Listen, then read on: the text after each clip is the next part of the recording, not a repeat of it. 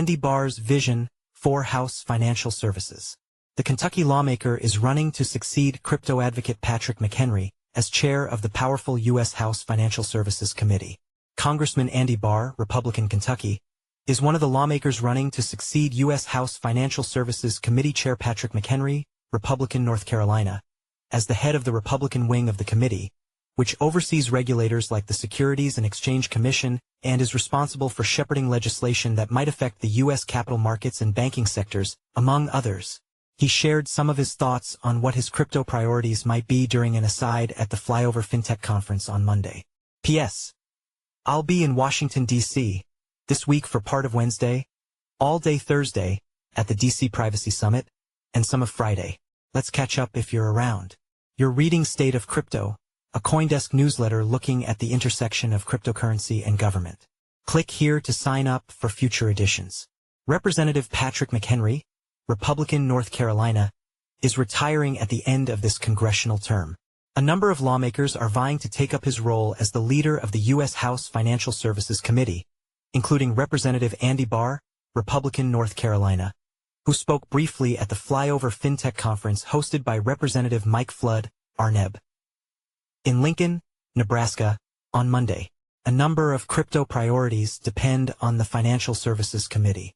Stablecoin legislation, market structure bills, even an industry-sought overturning of Securities and Exchange Commission guidance needs to work through the committee. The Republican leader of the committee may also need to work with Representative Maxine Waters, Democrat California, the head of the Democrats on the committee, in the event her party takes control of the House or for any other reason requiring bipartisan support. Barr laid out some of his views during a lunchtime speech and brief Q&A, but shared more of his crypto-specific views afterward. Representative Barr spoke to roughly 300 audience members during the lunch break at Flyover Fintech, laying out his view for restoring the American dream. Barr is one of several Republican lawmakers hoping to secure leadership of his party's wing in the Financial Services Committee next year after current Chair McHenry retires from Congress. In an interview with CoinDesk after his public remarks, Barr said he was laying out his positions ahead of next month's leadership elections in the Republican caucus. I'm just doing the best I can to cast a vision, educate my colleagues about what that vision is, but also listen to my colleagues about what they want in leadership in the House Financial Services Committee, Barr said. The House GOP will vote on its leadership shortly after next month's election, including the whip and leader. The lawmakers would then appoint a steering committee, and only after that would committee chairs or ranking members, if Democrats retake the House, be chosen. If he is chosen to lead, Barr said the Financial Innovation and Technology for the 21st Century Act would be on his agenda, when asked what crypto-specific initiatives he may focus on. If we are unable to get FIT 21 across the finish line through the year-end vehicles, which are the NDAA National Defense Authorization Act and the Omnibus spending bill, then we need to be persistent and we need to redouble our efforts and reintroduce in the next Congress, he said. In the event the bill does fall to the next Congress, Barr said it would be an opportunity to revise it, though he said he didn't have many suggested changes. I think they've done a marvelous job, he said, referring to Representatives McHenry, French Hill, Republican Arkansas, and Dusty Johnson, Republican South Dakota.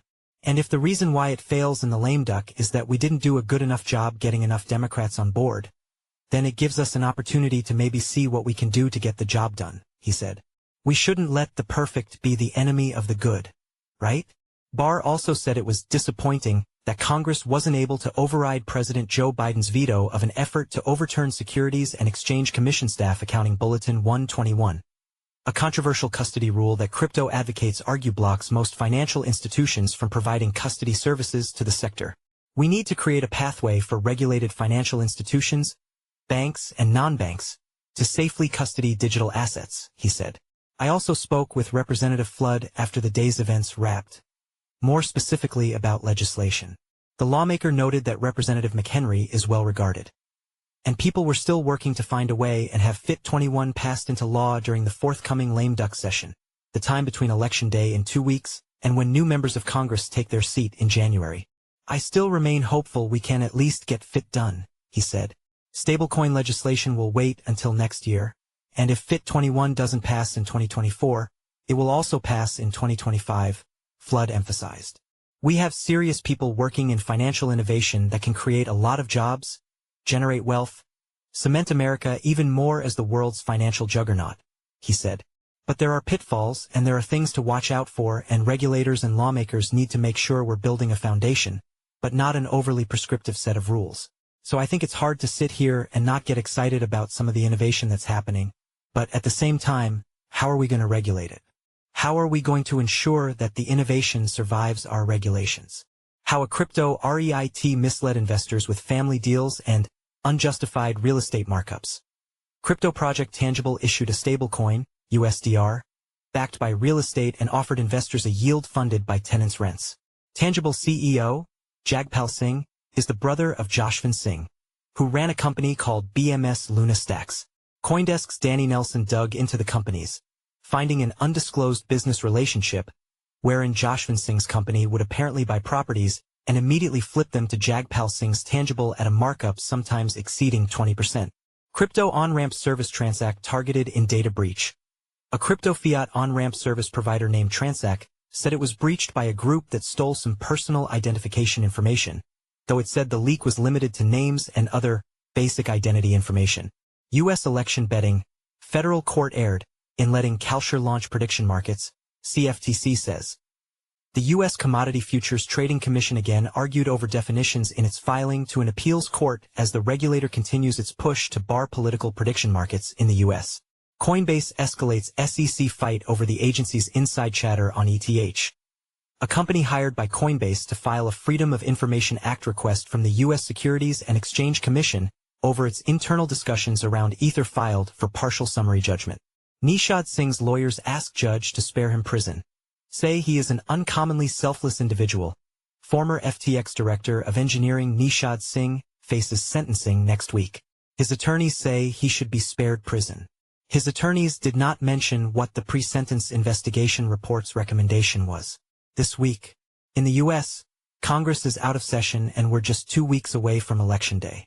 U.S. SEC, the U.S. Securities and Exchange Commission published its annual list of examination priorities on Monday. While much of its crypto detail resembles previous year's lists, the 2025 file did not include a line about the division of examinations considering whether advisors are complying with the custody requirements under the Advisors Act. The SEC previously proposed a custody rule, but it's reviewing that proposal. Adding to the uncertainty is the fact we're a few weeks out from an election which may shake up the regulator. H/T Jesse Hamilton. U.S. SEC, the U.S. Securities and Exchange Commission, shared a bit more detail about its forthcoming appeal in its case against Ripple.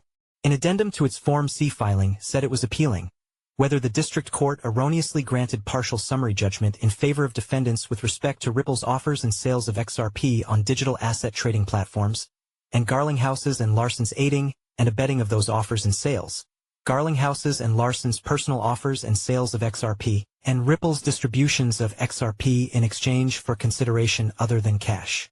These issues are to be reviewed de novo. I also just wanted to note that, despite a lot of formerly Twitter, chatter about the SEC missing its 2-week deadline to file on October 16th, the appeals court docket opened on October 3, 2024, on Pacer, a day after the regulator alerted the district court it was filing a notice of appeal. The Atlantic. Speaking of online misinformation, this Atlantic piece by Charlie Warzel is interesting, but was wildly misconstrued on social media platforms like the former Bird site, ironically highlighting the point of this article, which, to be clear, does not call for government entities to regulate online speech.